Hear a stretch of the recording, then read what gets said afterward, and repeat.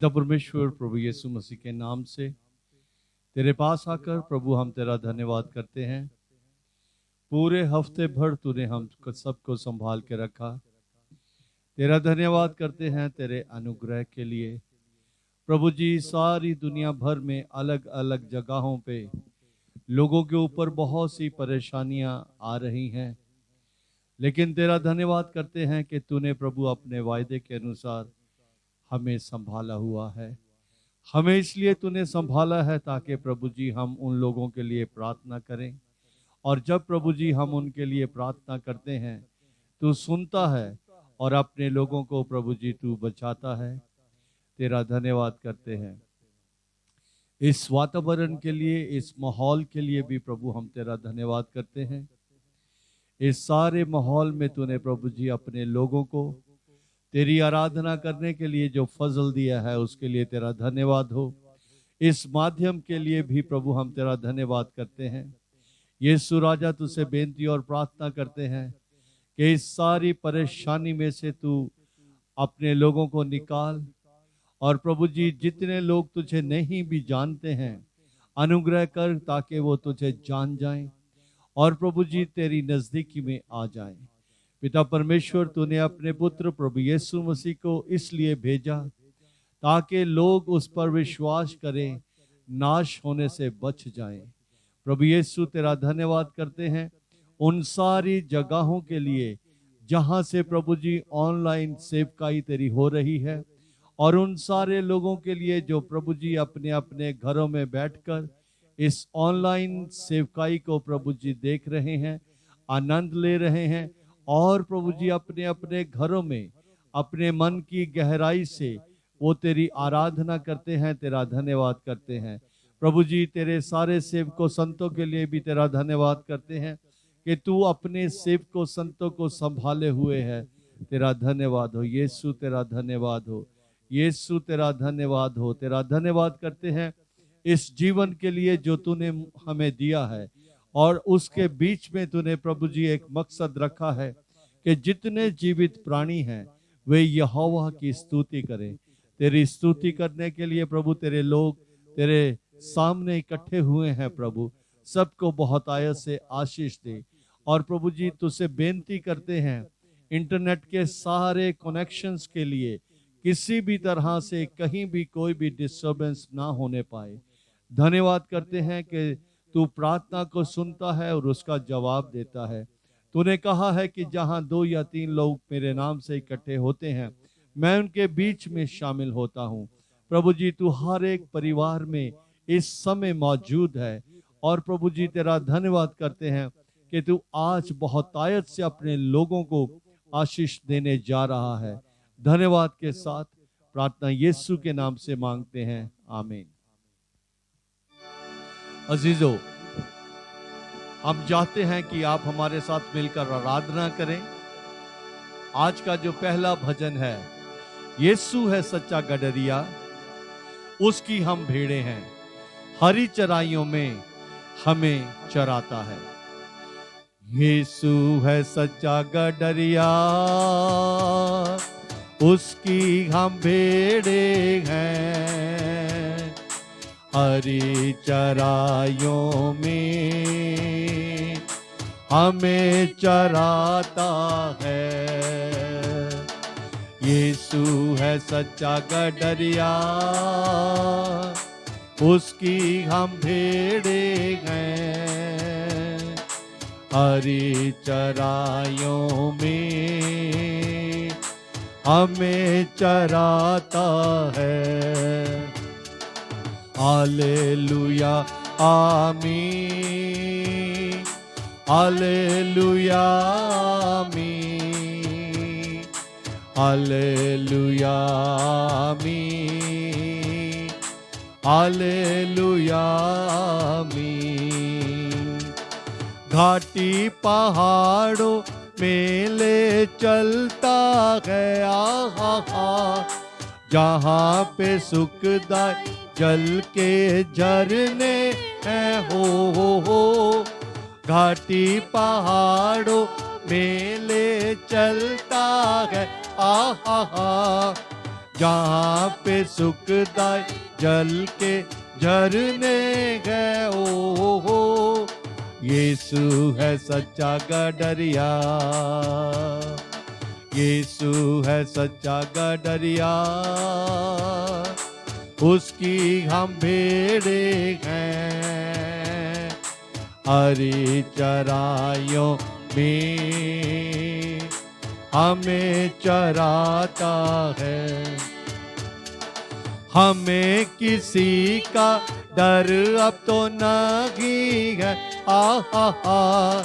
क्योंकि यीशु जो मेरे साथ है। ओ हो, हमें किसी का डर अब तो नहीं है।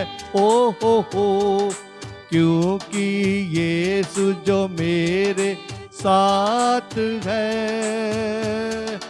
यीशु है सच्चा गडरिया, यीशु है सच्चा गडरिया, उसकी हम भेड़े हैं। हरी चराइयों में हमें चराता है। यीशु है सच्चा गडरिया,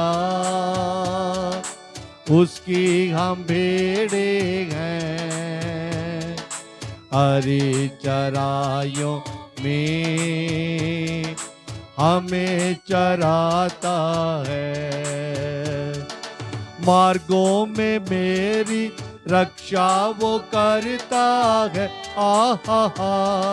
शैतान के हाथों से मुझे बचाता है। ओ हो, मार्गों में मेरी रक्षा वो करता है। शैतान के हाथों से मुझे बचाता है। ओ हो, यीशु है सच्चा गडरिया, यीशु है सच्चा गडरिया, उसकी हम भेड़े हैं। हरी चराइयों में हमें चराता है। हालेलुया आमीन, हालेलुया आमीन, हालेलुया आमीन, हालेलुया आमीन, हालेलुया हालेलुया। आइए एक और भजन गाते हैं। ऐ खुदावन खुदा, तू है सुनता दुआ। ऐ खुदावन खुदा, तू है सुनता दुआ। तू तसल्ली मेरी, तू सबर है मेरा। ऐ खुदावन खुदा, तू है सुनता दुआ। तू तसल्ली मेरी, तू सबर है मेरा। ऐ खुदावन खुदा, तेरी खेती हूँ मैं और है कल भी हूँ। तेरा मस्कन मैं हूँ और मकदस भी हूँ। तेरी खेती हूँ मैं और है कल भी हूँ। तेरा मस्कन मैं हूँ और मकदस भी हूँ। तू है इब्ने खुदा, यूं ही तारीफ में जिंदगी का सफर हो बसर ये मेरा। ऐ खुदावन खुदा, मैं घटूं तू बढ़े, मैं झुकूं तू उठे। मैं मरूं तू जिए, मैं चुपू तू दिखे, खून यीशु मुझे रोज धोता रहे। मैं खुदावन का हूँ, हो सबर ये मेरा, ए खुदावन खुदा, ए खुदावन खुदा, ए खुदावन खुदा। हालेलुया। आइए हम इस वक्त भजन संहिता से पढ़ेंगे। भजन संहिता 121, और आशा इस भजन को पढ़ने में हमारी सहायता करेगी। इस समय हम भजन संहिता 121 पढ़ेंगे। परमेश्वर हमारा रक्षक। मैं अपनी आंखें पर्वतों की ओर उठाऊंगा, मुझे सहायता कहाँ से मिलेगी? मुझे सहायता यहोवा की ओर से मिलती है, जो आकाश और पृथ्वी का कर्ता है। वह तेरे पाँव को टलने न देगा, तेरा रक्षक कभी न ऊँघेगा। सुन, इस्राएल का रक्षक न ऊँघेगा और न सोएगा। यहोवा तेरा रक्षक है, यहोवा तेरी दहिनी और तेरी आड़ है। ना तो दिन को धूप से और ना रात को चांदनी से तेरी कुछ हानि होगी। यहोवा सारी विपत्ति से तेरी रक्षा करेगा, वह तेरे प्राण की रक्षा करेगा।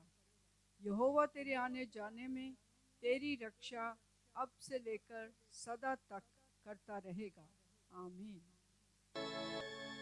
आइए आराधना के लिए तैयार हों, और आराधना के बीच में अपने मनों को प्रभु की ओर लगाएं, ताकि जब प्रभु हमसे बातचीत करता है हम उसकी आवाज को बहुत अच्छे से सुन सके। हे जीवित परमेश्वर, हे जीवित परमेश्वर, मैं तेरी आराधना करता हूँ। जीवन को देने वाले, मैं तेरी आराधना करता हूँ। हे जीवित परमेश्वर, मैं तेरी आराधना करता हूँ। जीवन को देने वाले, मैं तेरी आराधना करता हूँ। Hallelujah होसना, hallelujah होसना, hallelujah होसना, hallelujah होसना। मृत्यु को जीतने वाली, मैं तेरी आराधना करता हूँ। नरक को जीतने वाली, मैं तेरी आराधना करता हूँ। मृत्यु को जीतने वाली, मैं तेरी आराधना करता हूँ। नरक को जीतने वाली, मैं तेरी आराधना करता हूँ। Hallelujah होसना, hallelujah होसना, hallelujah होसना, hallelujah होसना, hallelujah होसना, hallelujah होसना, hallelujah होसना, hallelujah होसना, hallelujah होसना, hallelujah होसना, hallelujah होसना, hallelujah होसना। स्वर्गीय पिता, तुझसे बेनती करते हैं कि जब तेरा बच्चा तेरे वचन को लेकर प्रभु जी तेरे लोगों के बीच में बोलता है, सब लोगों के हृदयों को तैयार कर, ताकि तेरा वचन जो जीवन है वो हम सब सुने और बहुतायत का जीवन पाए। यीशु के नाम से मांगते हैं, आमीन। सबको जय मसीह की। तो एक बार फिर आपका स्वागत है आज के प्रोग्राम में। तो आज जो संडे वर्शिप है, इसमें हम परमेश्वर का वचन जो शेयर करेंगे वो एक कॉन्टिन्यूएशन है का हमारे कल के वचन से। और इस वचन में हमने डिस्कस किया था कि किस तरीके से परमेश्वर ने ये आज्ञा दी है, और जो मुख्य आज्ञा वो ये है कि हमने परमेश्वर से प्रेम करना है। और ये हमने पढ़ा था मत्ती रचित सुसमाचार उसके 22 अध्याय उसके 36 से 40 वचन में कि दो मुख्य आज्ञाएं हैं, जिनमें से पहली है कि परमेश्वर से अपने सारे मन से, अपने सारे प्राण से, और हमने परमेश्वर से प्रेम रखना है। और जो दूसरी आज्ञा है वो ये है कि हमने अपने पड़ोसी से भी प्रेम रखना है। और जो कल का हमारे मैसेज का कंक्लूजन था वो ये था कि अगर हम परमेश्वर से प्रेम रखना चाहते हैं तो हमें वो प्रेम कैसे रखना है? हमें प्रेम रखना है पतरस के मानिंद। हाँ या नहीं? इसका जवाब है नहीं। पतरस के मानिंद मैं क्यों कह रहा हूँ? क्योंकि पतरस ने यीशु मसीह से अपनी ताकत से प्रेम करने की कोशिश की। और जैसे हम जानते हैं कि यीशु मसीह को जब सबसे ज़्यादा ज़रूरत थी तो उसने 3 बार यीशु मसीह का इनकार किया, उसको ठुकरा दिया। और दूसरे हमने देखा था यूहन्ना के बारे में, यूहन्ना प्रेरित के बारे में, जो उस कोर टीम का मेंबर था जिसमें यीशु मसीह के साथ और जो 3 चेले थे, तो यूहन्ना भी उनमें से एक था। और यूहन्ना यीशु मसीह से प्रेम करता था और वो इस प्रेम में सफल रहा क्योंकि उसने यीशु मसीह के प्रेम के ऊपर अपना फोकस बनाए रखा। तो आज जो हम बातें देखेंगे वो कल का एक कॉन्टिन्यूएशन है, और उसमें आज हम ये देखेंगे कि क्योंकि यूहन्ना ने यीशु मसीह के प्रेम के ऊपर अपना फोकस बना के रखा, क्योंकि वो अपने आप को ऐसे आइडेंटिफाई करता था कि यीशु मुझसे प्रेम करता है। तो क्या अलग अलग इस बात के बेनिफिट्स हम बाइबल में से देख सकते हैं। तो सबसे पहले हम जाएंगे यूहन्ना रचित सुसमाचार उसका 13वां अध्याय, और उसके 21 से हम 26 वचन तक पढ़ेंगे। और वहाँ ऐसा लिखा है कि ये बातें कहकर यीशु आत्मा में व्याकुल हुआ और ये गवाही दी कि उसमें यीशु मसीह ऐसा कहते हैं, मैं तुमसे सच सच कहता हूँ कि तुम में से एक मुझे पकड़वाएगा। चेले संदेह से कि वह किसके विषय में कहता है एक दूसरे की ओर देखने लगे। तो ऐसे ही ग्रुप एक बैठा है, और उसमें जो ग्रुप में यीशु मसीह उसके हेड हैं, और यीशु मसीह कहते हैं कि तुम में से एक आदमी मेरे साथ धोखा करेगा। और अगर आप जानते हैं कि कितने चेले थे, तो 12 चेलों के बारे में हम जानते हैं बाइबल में से, और उसके अलावा भी यीशु मसीह के काफ़ी चेले थे। तो ये जो वहाँ बैठे थे चेले, ये आपस में सोचने लगे कि हम में से कौन धोखा करेगा। और आगे ऐसा लिखा है, उसके चेलों में से एक जिससे यीशु प्रेम रखता था, यीशु की छाती की ओर झुका हुआ बैठा था। फिर से पढ़ता हूँ, एक चेलों और उसके चेलों में से एक जिससे यीशु प्रेम रखता था। ये कौन कह रहा है कि यीशु उससे प्रेम रखता था? वो चेला अपने आप कह रहा है, इस बात को डिक्लेयर कर रहा है कि यीशु उससे प्रेम रखता था। वो अपने आप को आइडेंटिफाई करता है कि मैं वो चेला हूँ जिससे यीशु प्रेम रखता है। और बड़ी अच्छी बात यहाँ पर यह है कि ऐसा नहीं लिखा कि यीशु मसीह बाकी चेलों से ज़्यादा इससे प्रेम रखता था, या ये ऐसा चेला था जिससे यीशु मसीह सबसे ज़्यादा प्रेम रखता था। ये अपने आप को ऐसे आइडेंटिफाई करता है कि ये यीशु मसीह से प्रेम रखता था। बाइबल में 24 बार ऐसा लिखा गया है डायरेक्टली या इनडायरेक्टली कि परमेश्वर किसी का भी पक्षपात नहीं करता। अगर यीशु मसीह इससे प्रेम करता था, इसका मतलब कि यीशु मसीह बाकी सारे चेलों से भी प्रेम करता था, क्योंकि परमेश्वर किसी का पक्षपात नहीं करता। बट ये उन चेलों से अलग कैसे था कि इसने इस बात को जान लिया था कि यीशु मसीह इससे बहुत प्रेम करता है, और ये अपने आप को ऐसे आइडेंटिफाई करता था, जैसे मैं बार बार कह रहा हूँ कि यीशु इससे प्रेम करता था।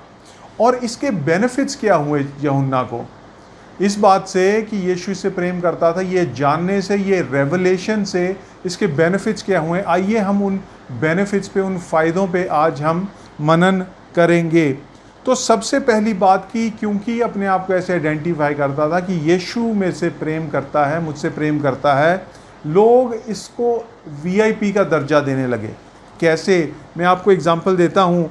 पतरस यहाँ कहता है कि उससे शिमोन पतरस 24 वचन में लिखा है कि शिमोन पतरस ने उसकी ओर संकेत करके उससे पूछा, बता तो वह किसके विषय में कहता है? ये यूहन्ना यीशु मसीह की छाती के पास शायद जैसे बाइबल में लिखा कि ये यूहन्ना यीशु मसीह की छाती के साथ लग के बैठा था, उनकी छाती के पास बैठा था। तो पतरस डायरेक्टली पूछने की बजाय इससे इशारा करके इससे पूछता है कि पूछ, ये किसके विषय में बात कर रहा है? और यीशु ने इसको बताया भी। तब उसने उसी तरह यीशु की छाती की ओर झुके हुए उससे पूछा कि हे प्रभु, वह कौन है? और यीशु ने उत्तर दिया, जिसे मैं ये रोटी का टुकड़ा डुबाकर दूंगा वही है। और उसने टुकड़ा डुबाकर शिमोन इस्करियोती के पुत्र यहूदा को दिया। तो यीशु मसीह ने इसको वो सीक्रेट रिवील किया कि पकड़वाने वाला कौन है। और अगर हम आगे पढ़ें तो बाकी चेलों को नहीं पता चला, सिर्फ यूहन्ना ही को पता चला कि पकड़वाने वाला कौन है। इसका मतलब क्या है? इसका मतलब ये है कि जब हम इस बात को अच्छे से जान लेंगे कि यीशु मसीह हमसे प्रेम करता है, तो यीशु मसीह हमारे ऊपर अपने और सीक्रेट्स भी रिवील कर सकता है। इससे पहले हमने देखा था कि लोग हमें हमारी जो जिस तरीके से वो हमसे ट्रीट करते हैं, उस ट्रीटमेंट में लोग हमें एक अव्वल दर्जा देना शुरू कर देते हैं। इसके बाद हम जाएंगे यूहन्ना रचित सुसमाचार उसके 19 अध्याय में, और हम देख रहे हैं बेनिफिट्स, फ़ायदे यीशु मसीह हमसे प्रेम करता है ये जानने के। तो यहाँ पर ऐसा लिखा है 26 वचन में हम पढ़ते हैं, जब यीशु ने अपनी माता और उस चेले को जिससे वह प्रेम रखता था पास खड़े देखा, तो अपनी माता से कहा, हे नारी, देख ये तेरा पुत्र है। तब उसने चेले से कहा, ये तेरी माता है। और उसी समय वह चेला उसे अपने घर ले गया। एक मैं वाक्य के बारे में सुनता हूँ कि सिंगापुर की बात है, एक होटल में एक आदमी ठहरा हुआ था, परमेश्वर से प्रेम करता था, जानता था कि परमेश्वर भी उससे बहुत प्रेम करता है।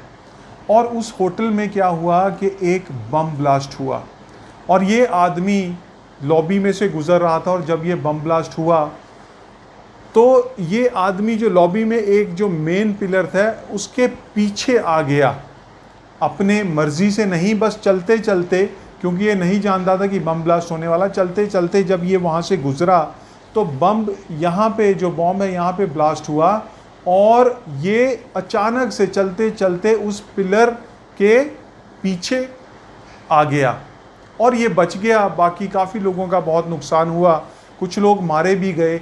इसको बोलते हैं to be at the right place at the right time.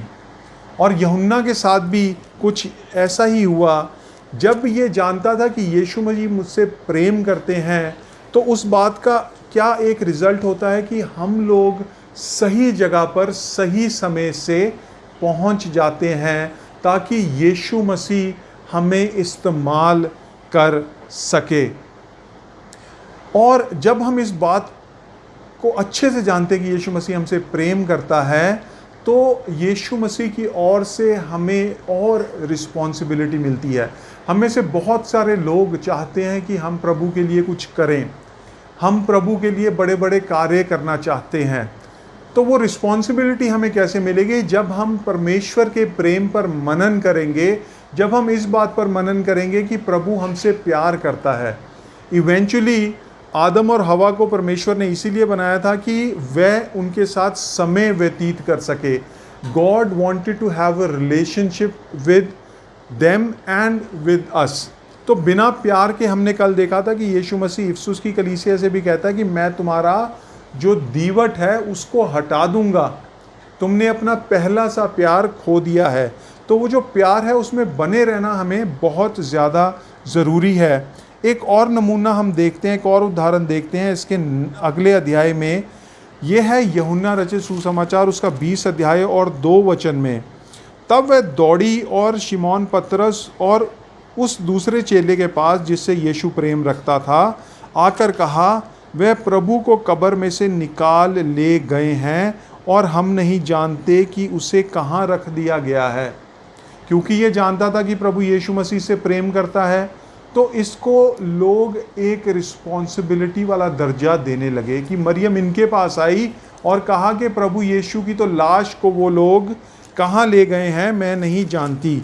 और आगे ऐसा लिखा कि तब पतरस और वह उसका दूसरा चेला निकलकर कब्र की ओर चला, और वह दोनों साथ साथ दौड़ रहे थे, परंतु दूसरा चेला पतरस से आगे बढ़कर कब्र पर पहले पहुंचा। ऐसे कैसे हो सकता है कि दो आदमी एक साथ दौड़े और यूहन्ना जो जानता था कि यीशु से प्रेम करता है वो पहले पहुंच गया? ऐसे कैसे? रेस में क्या होता है कि बहुत लोग दौड़ते हैं, 10 लोग दौड़ते हैं, 12 लोग दौड़ते हैं, और उनमें से सिर्फ एक फर्स्ट आता है।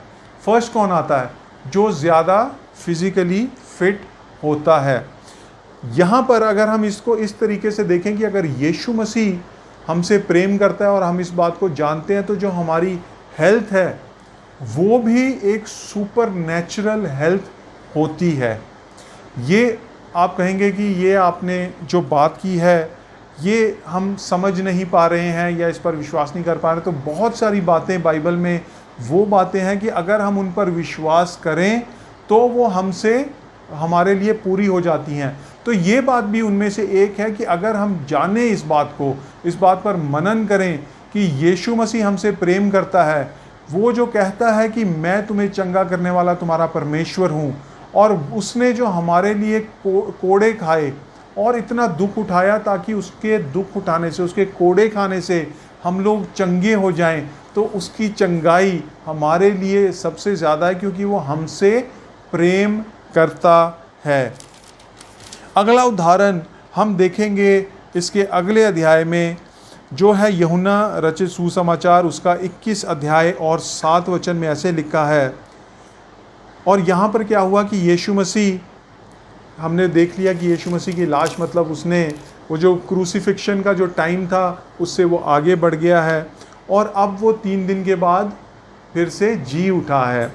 और वो इन लोगों से मिलता है एक झील के किनारे, और ये यहाँ पर मछली पकड़ने गए हैं। 7 लोगों का ग्रुप जो मैंने गिना है, और ये 7 लोग मछली पकड़ रहे हैं, और मछली सारी रात कोशिश करने के बाद भी मछली नहीं पकड़ी गई। और यीशु मसीह इन्हें किनारे से ही आवाज़ देते हैं, और पहचानता कौन है कि ये यीशु की आवाज़ है। 7 लोग से के लगभग हैं किश्तियों पर। और 7वें वचन में हम पढ़ेंगे, तब उस चेले ने जिससे यीशु प्रेम रखता था पतरस से कहा, ये तो प्रभु है। किश्तियों में कितने लोग हैं? 7 लोग। और उनमें से सिर्फ एक पहचानता है। वो कौन पहचानता है? जो जानता है कि यीशु से प्रेम रखता था, जो इस बात पर मनन करता है, जो अपने आप को आइडेंटिफाई करता है, जिसका ये कन्फेशन है कि यीशु मसीह मुझसे प्रेम रखता है। सिर्फ वो ही 7 में से प्रभु यीशु मसीह को पहचानता है, और वो कहता है ये तो प्रभु है। हमने कल देखा यीशु मसीह इफिसुस की कलीसिया को कहते हैं कि तुम सही और गलत में परख करते हो। और बहुत सारी बारी आखिरी दिनों में ऐसा लिखा कि हमें भरमाने वाले बहुत सारे होंगे, झूठे भविष्यद्वक्ता बहुत सारे होंगे। कौन यीशु मसीह और उसके कार्य को पहचानेंगे? वो लोग जो इस बात को जानते हैं कि यीशु मसीह उनसे प्रेम करता है। और आखिर का जो वचन है, जो 24 वचन इसी अध्याय का, उसमें ऐसा लिखा है, ये वही चेला है जो इन बातों की गवाही देता है और जिसने इन बातों को लिखा है, और हम जानते हैं कि उसकी गवाही सच्ची है। और ये कौन चेला है? यूहन्ना प्रेरित है, जो इस बात पर मनन करता था, जो इस अपने मुंह से ये कन्फेशन करता था कि यीशु उससे प्रेम करता है। और ये सारे बेनिफिट्स अगर हम अपने जीवन में देखना चाहते हैं तो हम ये तभी देख सकते हैं जब हम परमेश्वर के प्रेम के ऊपर मनन करेंगे। बाइबल में लिखा है गॉड इज़ लव। अगर परमेश्वर को हमने गहराई से जानना है, अगर परमेश्वर से हम चाहते हैं कि हम ज़्यादा से ज़्यादा आशीषें उससे लें, उसे प्राप्त करें, उनको रिसीव करें, तो भाइयों और बहनों हमें इस बात पर मनन करना है कि परमेश्वर हमसे बहुत प्रेम करता है। बाइबल में मैं फिर से याद कराऊंगा, John 3:16, God so loved the world that he gave his only begotten son that those who believe in him shall not perish but shall have eternal life. तो कैसे हम लोग बचाए जाएंगे? जब हम परमेश्वर के मेमने के ऊपर विश्वास करेंगे और हम इस बात को जानेंगे कि वो हमसे बहुतायत से प्रेम करता है, और उस प्रेम पर जब हम ध्यान लगाएंगे तो हम अपनी जो स्पिरिचुअल वॉक है, जो हमारी आत्मिक, जो हमारा चलना है, उसमें हम परमेश्वर की और नज़दीकी में जाएंगे। प्रभु आप सबको बहुत आशीष दे, आपके आने वाले हफ्ते पर प्रभु आशीष दे। और मेरी ये प्रार्थना है कि प्रभु के प्रेम के बारे में जैसे हम आने वाले दिनों में और बातें करते हैं और सीखने की कोशिश करते हैं, प्रभु आपके मन से बातचीत करे और आपके मनों में ये वचन और ज़्यादा फल लाए। प्रभु आपको बहुत आशीष दे। सबको जय मसीह की।